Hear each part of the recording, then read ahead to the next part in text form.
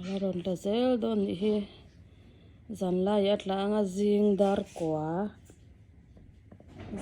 kwa thleng chuanin dar sama tang chuan thli a ron thlenga chu chuanin bur lo tla to sa kha lo ti khal vek dona phia har sa don ni tuk ha thlau tu khami kama khwa pat tol ni tuk nak tuk chu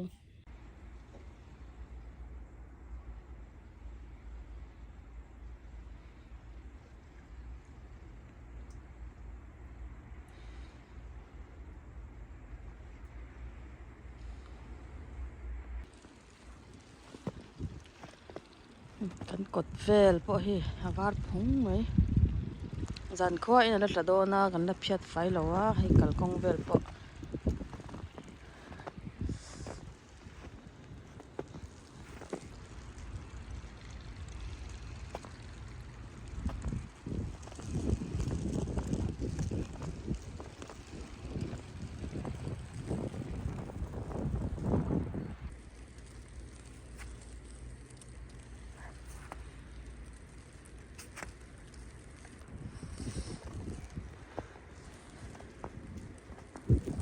kan in bul vel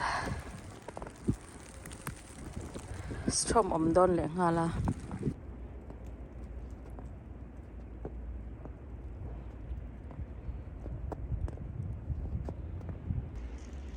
When you now pang po school and sola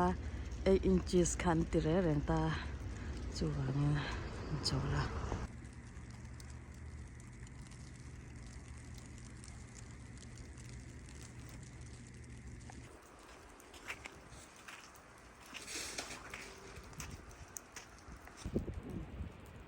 pa ber na tho bang sino phiat fai strom om dona hi na tu a phei chorin a dai do lu tuka khal vek ton sia ro na sa don tuka phia lo lam hi ti hianin cha khop mai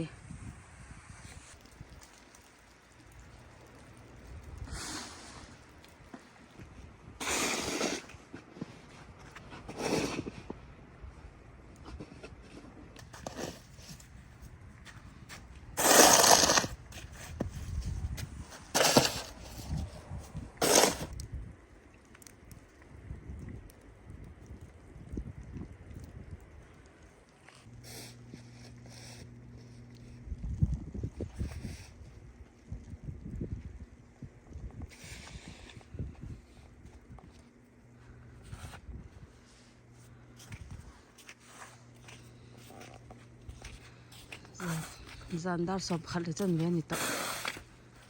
bo sob khali chan ve ni to zingdar rat thlenga tla dona tuk jing kam phia pon aziam to dona cha lu tukha aziam dona he zana zan kam phia ta ni hi acha chania o inches riat an tere ranga boin khan ni chu he kan ko the kan zau masa aron ta zel ni tokang tu tokang kia ta to tat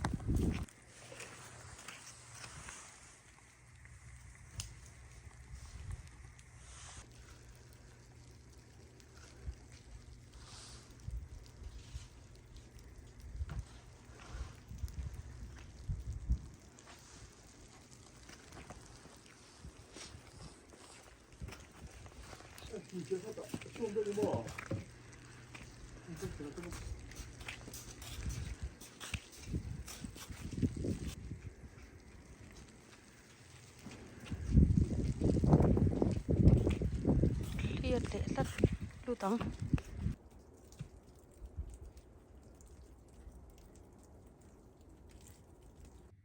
makar phai chu he